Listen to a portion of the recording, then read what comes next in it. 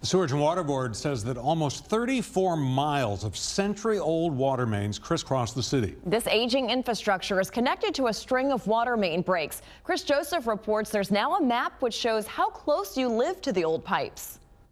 Well, here's the map in question. It's on the East Bank, obviously, and you can see these older pipes traditionally are closer to the river. So you go from uptown through the Garden District, ultimately ending up in Holy Cross. But if you've been familiar with some of these water main breaks, one of the higher profile ones happening here at the intersection of Carrollton and Panola.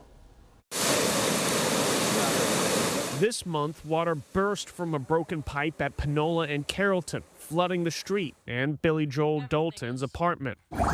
This is just the final straw. I can't do this anymore. On Thursday, we found her trying to salvage family photos. I shouldn't have had to do this. I was in a safe place.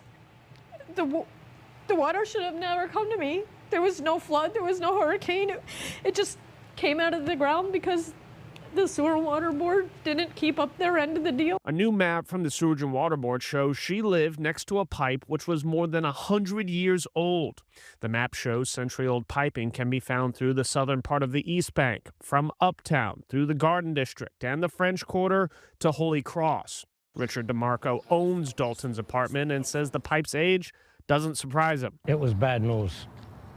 You know, I'm not a worrywart. I knew when I saw that thing this high, pounding this thing 2, 3, 4, 5 in the morning.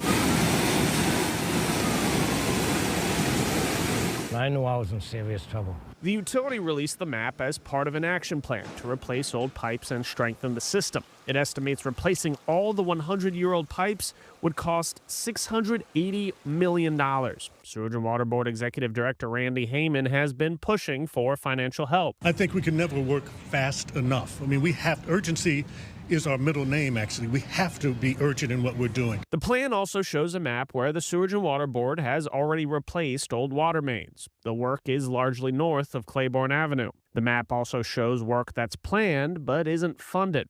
This week, Mayor Helena Moreno suggested the utility turn to bond funding as a potential option to pay for its action plan. That could potentially bring in anywhere between 150, 175, potentially up to $200 million so that we could move these projects forward. Back on Carrollton, Dalton says she and her family are likely going to move, but she has a warning for those who remain next to the old pipes. Do yourself a favor and start hitting every single Sewer and Water Board meeting they're having. Get down there, get your name out there, get your address out there. Make sure they know that you're at one of these possible breaks, because if you're on ground level as we are, you could be going through exactly what I'm going through. The next board committee meeting is scheduled for April 2nd. So here's one more look at the map. Again, you're going to want to look at the red lines that signifies the older pipes. You can find this map right now on fox8live.com. John?